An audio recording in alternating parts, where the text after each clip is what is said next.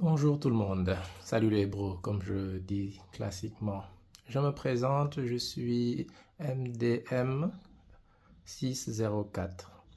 Donc MDM comme Monkey D, certains connaîtront que la suite c'est Luffy classiquement, mais pour moi c'est MDM Mahou, donc Monkey D Mahou. Donc je tenais aujourd'hui à présenter, ou plutôt partager, l'amour que j'ai récemment acquis pour les figurines de collection. Voilà.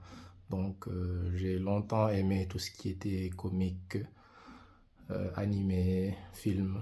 Voilà. Et là, depuis quelque temps, je me suis mis à collectionner les figurines. Bon, comme tout bon collectionneur, au début, c'était un peu compliqué, dans le sens où j'achetais tout ce qui me tombait sous la main. Surtout que par rapport à là où je suis, c'est un peu difficile d'accéder à des figurines de qualité. Donc au départ, j'achetais beaucoup de babioles, tout ce que je voyais. Et au fur et à mesure, j'ai commencé à affiner mes choix. Et j'aimerais donc partager cette expérience avec vous et peut-être motiver certains à collectionner tout comme moi. Et surtout, à bien le faire. Voilà. Donc ça, c'est le petit mural que j'ai. Bon, après beaucoup de changements. Au début, c'était un peu plus chaotique. Voilà, bon, c'est toujours en phase d'amélioration. Donc la lumière n'est pas très optimale. Bon, mais vous verrez après dans les explications, je vous dirai pourquoi les figurines sont dans un environnement pareil, parce que le soleil et la température élevée peut les abîmer avec le temps. Donc c'est pour ça que très souvent, c'est dans des environnements qui sont assez sombres, on va dire, entre guillemets. Voilà, mais bon, j'améliorerai au fur et à mesure. Donc, pour vous présenter déjà le début de ma collection, donc je vais commencer par le meilleur, selon moi, c'est la statuette la plus jolie que j'ai.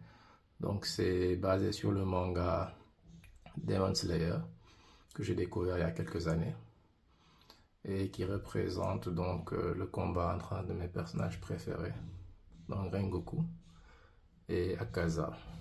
Voilà, donc c'est une figurine, c'est une statuette qui est vraiment de qualité. Donc ça fait partie de mes dernières acquisitions dans le sens où c'est des originaux. Donc vous verrez la différence au fur et à mesure. Je vous mettrai peut-être dans d'autres vidéos les premières figurines que j'ai eu à acheter. Et vous verrez la différence de qualité entre celle-ci et ces figurines-là. Avec le temps, vous arriverez à savoir qu'est-ce qui est original et qu'est-ce qui ne l'est pas. Voilà, donc une magnifique figurine de Rengoku que j'adore vraiment, avec les effets de flamme qui sont magnifiquement peints, avec la finition est vraiment parfaite, la peinture ne déborde pas. Donc cette figurine vient avec deux visages. Là, j'affiche classiquement celui-là, mais il y a un deuxième visage où Rengoku a le visage ensanglanté. Peut-être que je vous le montrerai une prochaine fois. Voilà, donc c'est le centre de mon mural. Voilà le combat entre les deux. Maintenant, pour rester sur la thématique, on va alors d'abord aller sur la droite. Vous voyez la fin de Akaza. Bon, je ne vais pas spoiler ceux qui n'ont pas encore lu le comics. Voilà. Et de l'autre côté, parallèlement, on retrouve la fin de Rengoku. Bon, là, je spoil. Mais moi, à cette heure-ci, je pense que tous ceux qui regardent Demon Slayer savent déjà que, voilà, Rengoku. Comment finit le combat entre Rengoku et Akaza. Voilà. Donc, c'est le duel. Et la finalité en bas. Ok, donc pour continuer.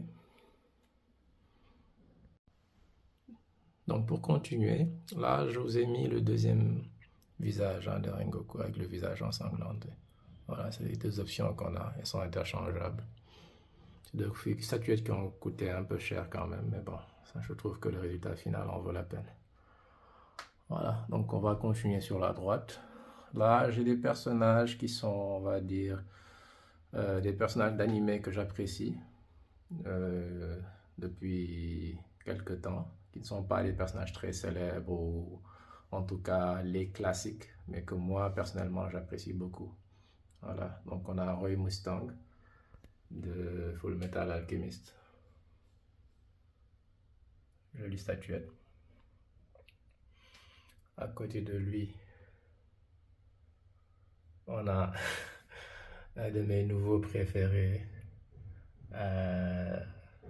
Bon, les connaisseurs connaîtront, ceux qui ne connaissent pas, c'est pas très grave. Voilà, avec la tête d'oiseau, qui paraît ridicule, mais bon, ceux qui regardent l'anime comprennent. Ça vient de l'anime Shangri-La Frontière, et c'est le personnage principal.